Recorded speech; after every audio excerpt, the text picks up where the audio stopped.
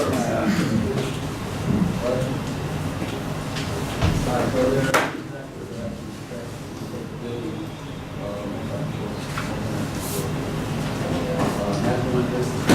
following the 20-minute timeline here, right? Yes. Okay, great.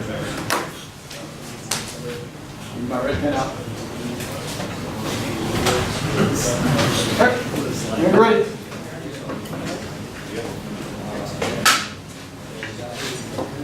Good morning, my name is Kat Morris.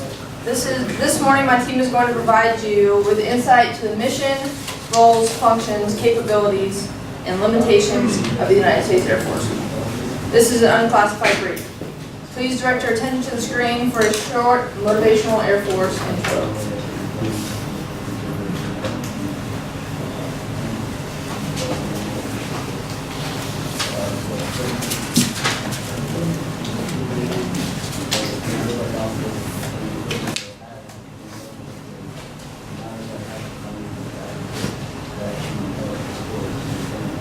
America's future will be determined by your dreams and your visions. Some of you will fly the fastest planes ever been built, reach the highest altitude that man has ever gone to. When you serve in the sky as a thought on the ground below, each of you is step forward to the country. The American people support you, and they believe you truly do represent the best of America.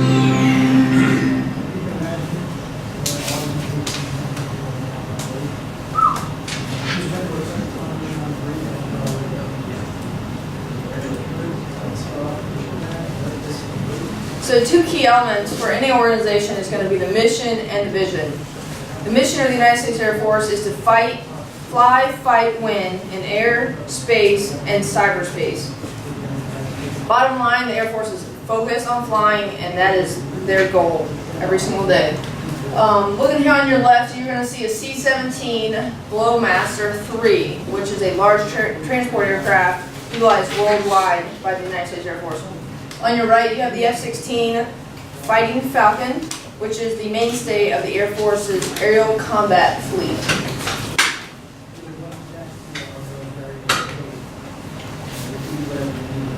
The United States Air Force is the nation's most comprehensive provider of military air power.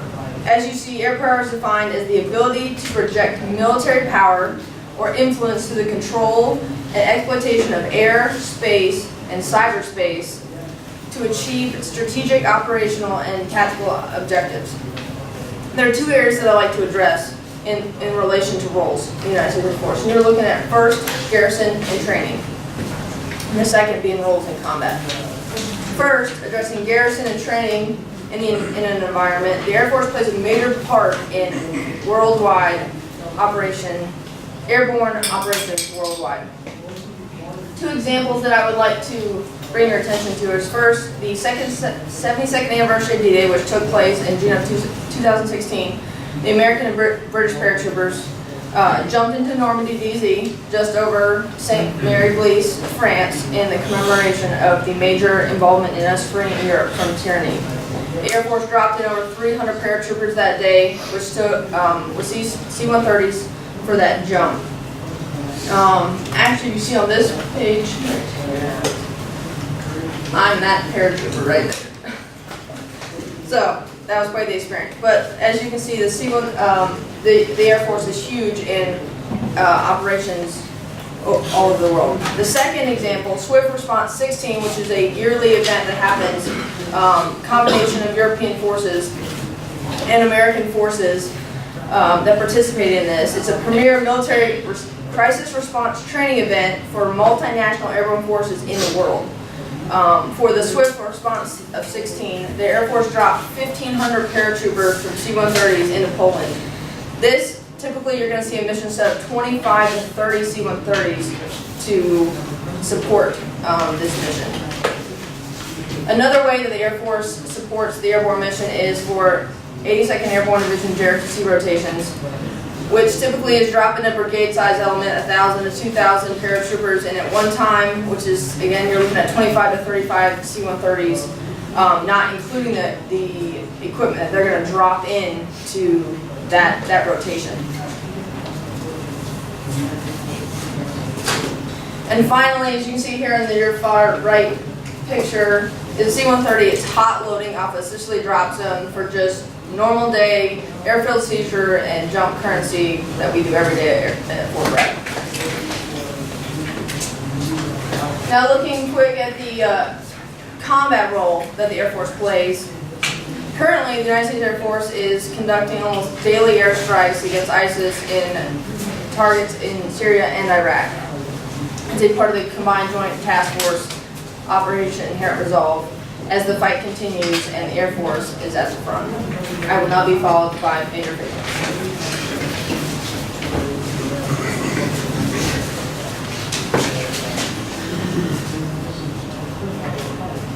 Good morning, ladies and gentlemen. I am Major Faizan and I will brief you about the functions of United States Air Force. Coming over to the 5 core functions of United States Air Force. The 5 core functions of United States Air Force have not changed since it became independent in 1947. However, these functions have evolved and they have been articulated as air and space superiority, global integrated ISR, rapid global movement, global strike and command and control. The purpose of all these functions is to provide global vigilance and global reach to the United States of America. Moving over to the first function, which is air and space superiority. Gentlemen, air superiority is the degree of dominance of one force over another in the air battle. And it can be achieved by destroying or disrupting enemy forces with, and their aircrafts, their missiles, and their air defense systems. United States Air Force clearly enjoys air superiority because of its 5,369 military aircraft and 406 intercontinental ballistic missiles. Gentlemen, coming over to the space superiority. Space superiority is the freedom of action in space by one force and denial of the same freedom to the enemy forces. US Air Force enjoys also the space superiority because of its technological development, and currently 90% of all military operations which are pertaining to the space operations are performed by US Air Force Space Command, and 70% of all the military satellites are being operated by US Air Force. The next important function we have is the global integrated intelligence, surveillance and reconnaissance. Global ISR is the integration of sensors and information processing systems to conduct the military operations across the globe. There are several capabilities pertaining to this particular core function. US Air Force demonstrated the successful integration of ISR capabilities in wide range of military operations which it is performing since last 15 years, and particularly in Middle East and South Asia. Moving to the next core function of US Air Force, it is the provision of rapid global mobility. Rapid global mobility is the timely deployment of men and material across the wide range of military operations. It provides joint forces the capability to move from place to place in conduct of different military operations. To ensure global mobility, US Air Force is carrying out a number of operations like airlift, air refueling, aeromedical evacuation. Airlift is the transportation of men and material from one place to another. Air refueling is the refueling of an aircraft during the flight by means of another aircraft. And the aeromedical evacuation is the transportation of patients using the air transport. The second large function of US Air Force is the global strike. Global strike is the ability to strike any target persistently and rapidly using a wide range of munitions. And US Air Force has this capability. It is further divided into sub-functions like strategic attack, air interdiction and close air support. Strategic attack is conducted and planned at the national level.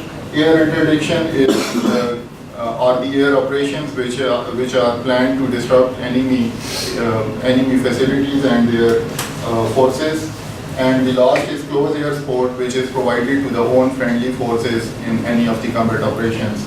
The next function we have is the command and control, and the US Air Force has an elaborate system of command and control which is further divided into 3 levels: the strategic level, operational level, and the technical level. Strategic level decides and takes decisions at the national and multinational level. The operational level is responsible for planning different major campaigns and the major military operations. And the technical level is responsible for individual battles and the smaller tactical actions. With this, I come over to the end of my part. I will be followed by Captain Simmons for his part of the day.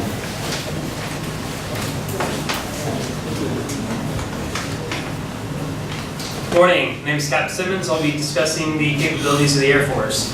This first slide deals with Air Combat Command and Global Strike Command. Strategic functions of these is airspace superiority, direct action in the form of Global Strike, and ISR, Global Integrated ISR. The way it does this is utilization of its primary assets. You see here we have the F-22 Raptor, the F-35 Lightning, the LGM-30 Minuteman, and the MQ-1C-1 Charlie Gray Eagle. Now the F-22 Raptor is a light mobile strike fighter, light mobile fighter. The F-35 Lightning II is a larger fighter that it can hold a higher yield and bombing capability. Now the LGM-30 Minuteman II is the nation's nuclear deterrent, and that's controlled directly from the President through Global Strike Command. And also the nation's premier ISR asset is the MQ-1 Charlie Gray Eagle depicted on my bottom right. Any questions for this one? Continued. This is Air Mobility Command. Its strategic function is global mobility and lift. Primary assets are the C-130, the C-17, the C-5, and the KC-10. All 4 of these aircraft have the ability to hold 463L pallets, so they can all carry cargo, but they differ in their specific niches in their market. The C-130 is regional to national level transport and also airborne operations. C-17 is national to international and continental transport. It carries a lot more weight and has a lot more fuel capability. The C-17 can also do in-flight refueling. The C-5 is nothing less than a flying building. It does international intercontinental transport. You can carry an Abrams tank or 3 Strikers on a C-5. And down here we have the KC-10. Its primary mission is in air refueling, particularly to the Air Combat Command fighters, but it also has capability, like I said before, of carrying a 463L pallet. Any questions on this slide? Next is the Air Force Special Operations Command. So first up, we have the Tactical Air Control Party. These are forward observers for the Air Force or Air Force assets. They're very similar to JTACs, but they're under Air Force Special Operations Command.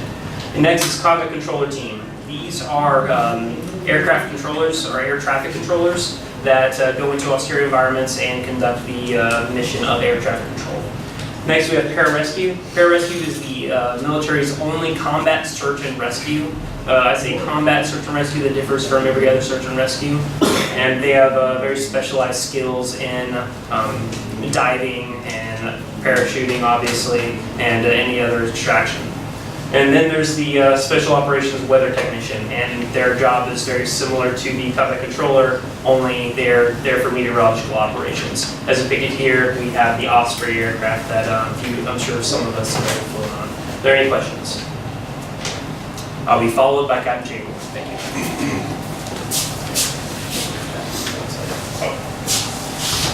you. Morning, I'm Captain Chamberlain. I'll brief the limitations to the U.S. Air Force. So like any other branch of the military, the Air Force has limitations to the missions it can carry out and the support it can provide to other branches. These limitations are derived from primarily from 2 factors: capacity and budget. These combined affect the Air Force's ability to hold air superiority through the preservation of its fighter aircraft programs. Unlike every other branch of the military, the Air Force actually downsized during the post-9/11 military buildup. Much of it was due to planned retirement of older aircraft and then moving funds to development programs. However, the truth is the Air Force has not kept up with the rest of the military in terms of capacity. The U.S. Air Force is at its lowest strength since its inception in 1947. They only have 318,415 active duty personnel. This is down from around 576,000 in 1988, which over 30 years has been about a 40% drop. For their total fighter aircraft, they now have about 915, down from 1,159. That's almost a 200 aircraft drop, or over a 200 aircraft drop only from last year, 2017. The low numbers of aircraft and personnel take a toll on the force in almost every program because it has to cut from almost every program. Over the past decade, the need for global strike and ISR have risen, leaving a smaller need for air superiority. However, in a more conventional fight against formidable adversaries such as China or Russia, air superiority is paramount. All right. Capacity along with budget directly affect the Air Force's ability to provide certain types of support to other branches, namely air-to-ground support. As older aircraft such as the A-10 and the F-16 Falcon, both designed and outfitted primarily for air-to-ground support, are phased out, the newer F-35 program falls short of fulfilling the requirement it is intended to replace. These shortfalls will directly affect the ability for the Air Force to provide missions such as close air support to ground forces. The Department of Defense's budget allocated to the Air Force is arguably the greatest contributor to these limitations. In order to preserve air superiority worldwide, the Air Force requires 750 F-22 aircraft, of which they only have 187 right now. Of those 187, only 99 are available at any given time to carry out combat missions due to retrofits and alterations that they're currently working on. The F-22 Alpha specifically provides air superiority for all other Air Force missions, to include global strike, rapid global mobility, command and control, and ISR.